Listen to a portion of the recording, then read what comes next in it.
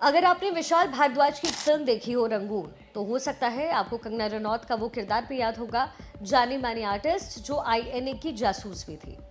हूबहू तो नहीं, लेकिन एक किरदार सरस्वती राजमणि से मिलता जुलता ये किरदार है। वो सरस्वती जिन्हें प्रथम भारतीय महिला जासूस भी कहते हैं। बात 1943 की है। नेताजी बोस आजाद हिंद फौज का गठन कर चुके थे और पूरे हिंदुस्तान के लोग उनके साथ जुड़ रहे थे। एक दिन जब वो रंगून पहुंचे तो उनका भाषण सुनने के लिए 16 साल की एक लड़की सरस्वती भी वहां पर मौजूद थी। भाषण सुनकर के वो घर लौटी, अपने सारे गहने, जेवरात, जमा पूंजी सब कुछ उठाया और लेकर पहुंच गई नेताजी के खजाने में जमा करवाने। नेताजी को पता चला कि 16 साल की किसी लड़की ने ये गहने दिए हैं, तो उन्होंने उससे बुलाकर के गहने लौटा दिए। लेकिन सरस्वती जिद्दी थी। उन्होंने कहा कि अगर नेताजी वाकई उसे कुछ देना चाहते हैं तो उसे आईएनए की खाकी वर्दी दे दें। आज़ादी के लिए उस लड़की के जुनून को देखते हुए नेताजी ने उसे और उसके 4 सहेलियों को आईएनए की खुफिया विंग में बतौर युवा जासूस भर्ती कर दिया। सरस्वती अपनी सहेली दुर्गा के साथ मिलकर के अंग्रेजों के कैंप की जासूसी करती थी और उनके कई सीक्रेट इंफॉर्मेशंस आजाद हिंद फौज तक पहुंचाती। इसके लिए उन्होंने लड़कों का भेष बना करके अंग्रेज ऑफिसर्स के यहाँ उनके नौकर और असिस्टेंट बन करके भी काम किया और खुफिया इनपुट्स नेताजी तक पहुंचाए। ये काम आसान तो नहीं था, क्योंकि नेताजी अंग्रेजों के दुश्मन नंबर 1 थे और सरस्वती जैसी महिला जासूस भी अंग्रेजों के लिए मोस्ट वांटेड थी।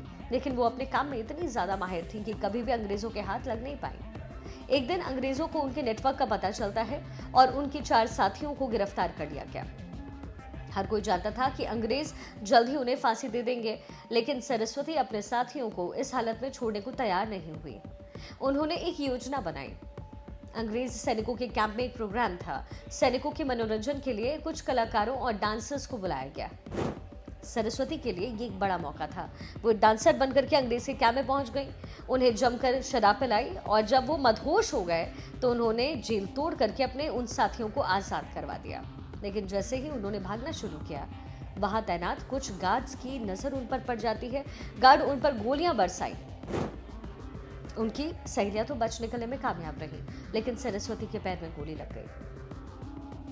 ये पूरी कहानी दिलचस्प है, लेकिन इसके बावजूद वो भागकर एक पेड़ पर चढ़ी और अंग्रेजों को चकमा देने में कामयाब रही। तकरीबन 3 दिन तक अंग्रेज उन्हें जंगल में ढूंढते रह गए और वो 3 दिनों तक गोली लगे होने के बावजूद दर्द सहते हुए भी पेड़ पर छिपी रही और बाद में सभी को लेकर के अपने कैंप वापस आ गई। सरस्वती राजमणि की सूझबूझ और समझदारी से नेताजी बोस इतने प्रभावित हुए कि उन्हें आईएनए की झांसी रानी ब्रिगेड में लेफ्टिनेंट बना दिया। सेकेंड वर्ल्ड वॉर के दौरान जब नेताजी ने आईएनए को भंग किया तो सरस्वती भी अपने परिवार के साथ भारत लौट आई, अपने सपनों की उस आज़ाद हिंदुस्तान में जिसके लिए उन्होंने अपने पूरे जीवन, अपना सब कुछ न्यौछावर कर दिया था। लेकिन विडंबना ये है कि जिस देश के लिए उन्होंने इतना कुछ किया, वह उन्हें याद तक नहीं रखा गया।